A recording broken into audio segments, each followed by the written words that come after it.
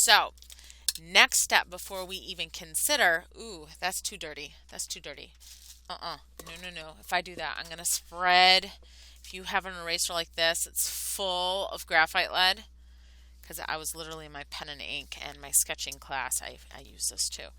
You can use a cloth to drag some of that off your surface of your eraser, so that way you don't smear this nastiness all over your fresh new drawing. But anyway, if you have a clean eraser, unlike your teacher, feel free to lighten up your line on your rabbit, because we're actually going to need our rabbit lines to be light. See how that cleaned that up? I used to do it on the carpet at my school. Don't do that at home, okay? Don't tell mom that teacher gave you permission to rub your eraser on the carpet. You're going to get me in trouble. Use a rag. But yeah, lighten up your line, because since this guy is so like a light color, if you don't lighten up your line a little bit, your pencil will start peeping through your watercolor paint. And if you use something really light, it's going to make it all, like, let's say you maybe want like a pink bunny, like these pink edges. If you have pencil line in there, it's going to turn into a muddy gray pink, and it's going to make you really sad. So if you're thinking light colors, definitely do that. I know Easter passed, but hey, if I want a purple bunny, I'm going to go for it. But you're definitely going to want a towel damp kind of brush. Just like you get out of the shower, you get your hair nice and dry with a towel, but it's still kind of wet. And you're going to want to gather up as much watercolor of your choice as possible. In fact, I am getting more purple. That's aquamarine blue, teacher. No, you want violet. There we go. Okay. Get off my brush. I have Loft watercolor paints, and if I have like a small amount of paint and then it dries, it gets all flaky and then it sticks to my brush. It's really gross. Anyway, they have amazing color when they're fresh out of the tube, so I just use a dot of it.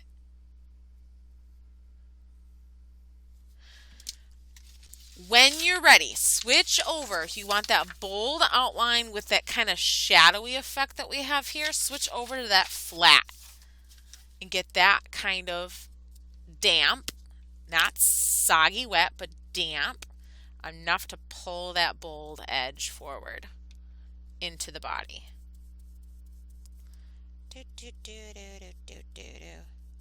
I'm avoiding my cheek, because I really want like a pink for my cheek. And if you feel like this is too dark, you can even drag that color even further into the body and thin it out and feather it out.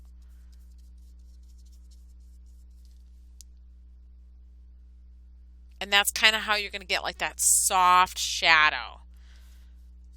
So for my shadow, I'm probably going to do purple. But for the main body of my bunny, like the lighter parts, I'm probably going to leave it white. So I'm going to turn my light on so you can see what I'm doing. Get over here, you little turd. There we go. Oh, there. You can kind of see my shadow shapes better, right?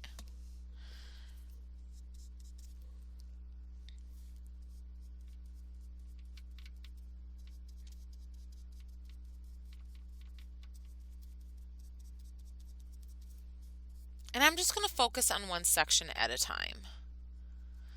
So I'm going for the cartoony effect, but I really want like the realistic shadow in there. I think it's really going to make it pop.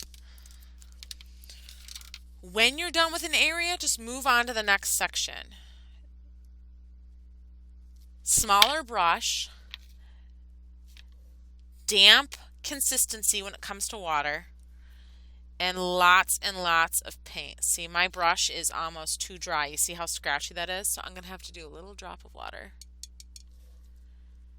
There we go. See that? If your paint is too scratchy, just gently butterfly kiss the tip of your paintbrush and the surface of your water cup. And it should give it just enough liquid to make your paint move smoothly across the paper without flooding or overwhelming your piece.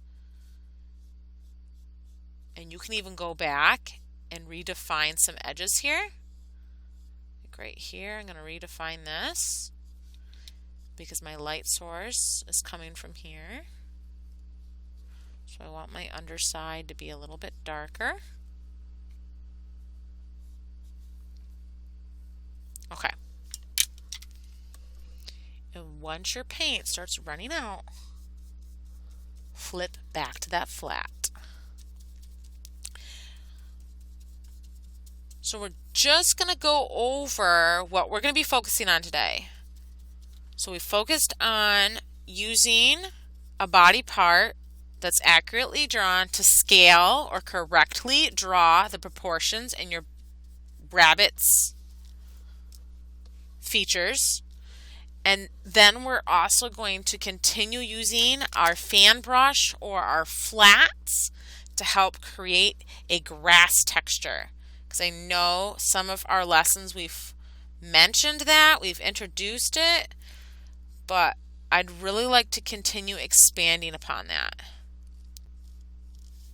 If you finish your rabbit before I do, you have the option of adding something. Like here I kind of added a butterfly.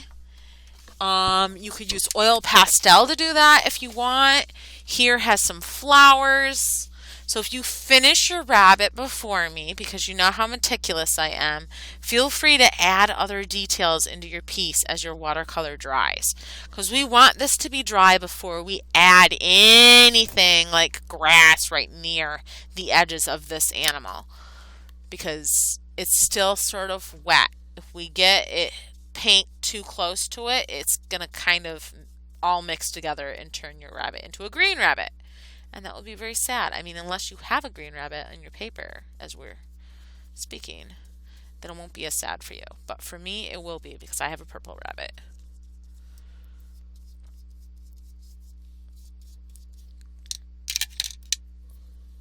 And if you want to like build your shadows, like add an additional layer, you can. If you want them super soft like what I'm doing, do it while your paper's still sort of wet, so that way it forces your paint to soften up when it's applied to the paper.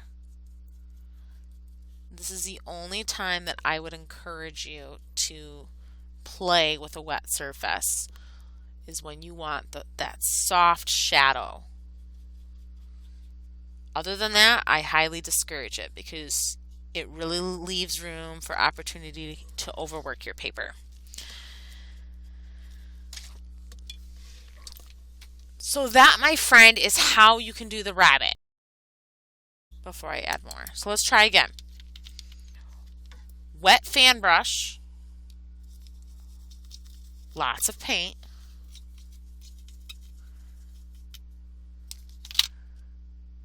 Flicking wrist.